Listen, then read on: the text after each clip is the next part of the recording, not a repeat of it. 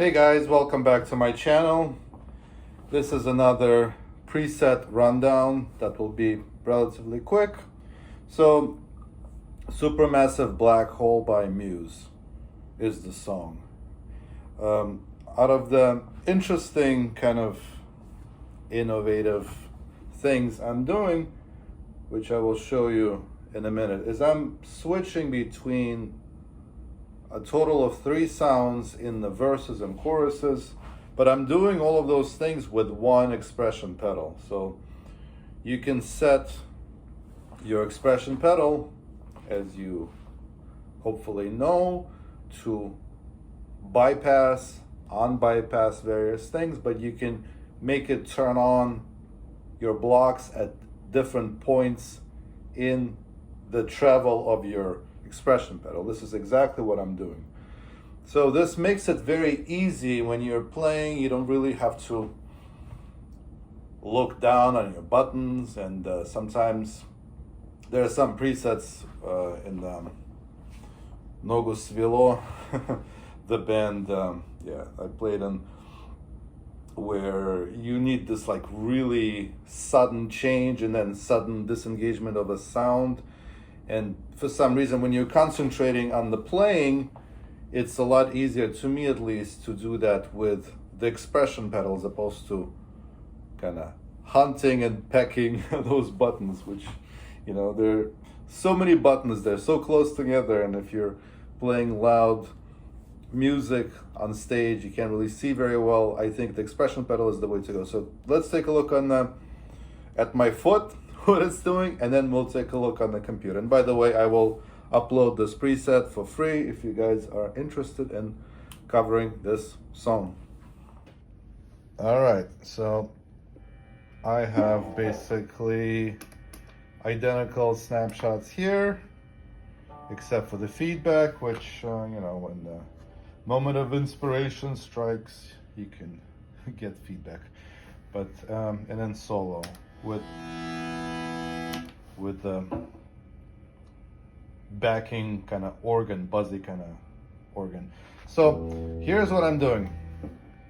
I'm using the same expression pedal to have 3 sounds. When it's all the way in the heel position, it's this. When I engage it between 5% and 95%, it's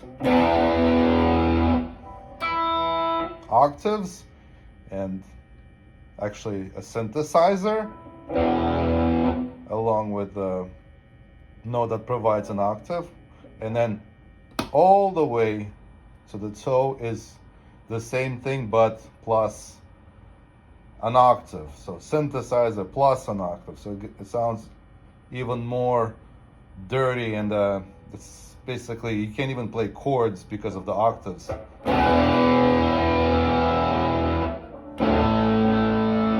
So, and see, I can quickly switch.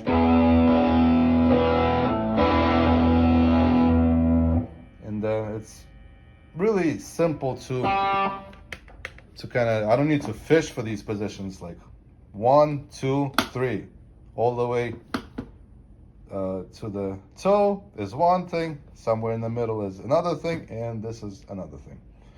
All right, so let's take a look on the computer. Okay, HX edit. So first thing we want to discuss is the fact that I have an independent path.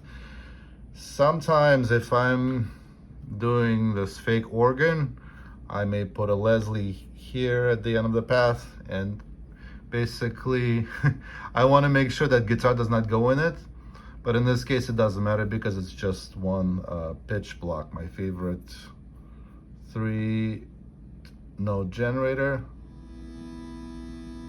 sounds like this. Spell out the chord using sawtooth waves. This is just for the solo, so it turns on when I switch to the solo snapshot. And to time my playing better, I have it fading in as opposed to immediately starting, so I could switch to my solo snapshot and then have time before the synth starts playing. Okay, so start from the beginning of the path.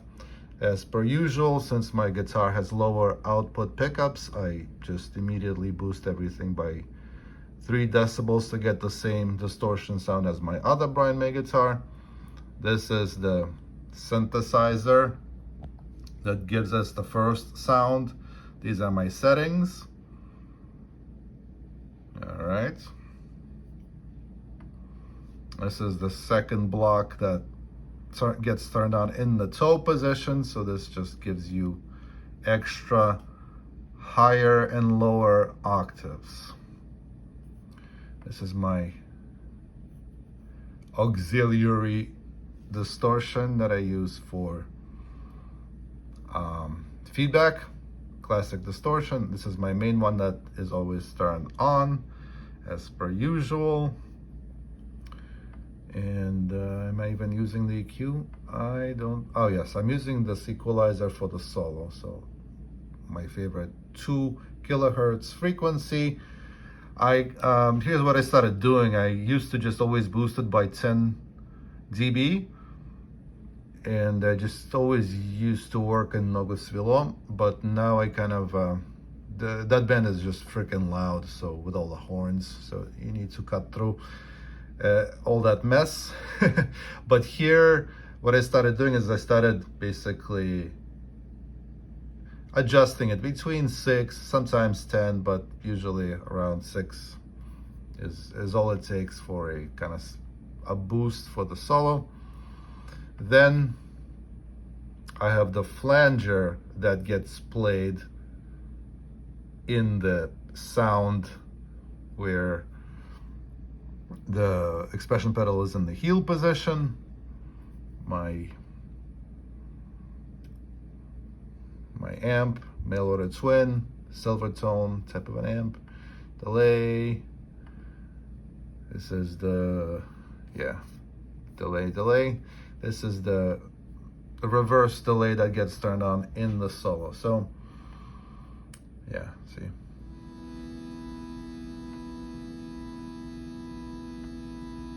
Oh, the flanger is also playing in the solo. Okay, cool. Let's take a look at the bypass settings. So this is the trick I was discussing. You can assign multiple things to the same expression pedal. So we have, say, bypass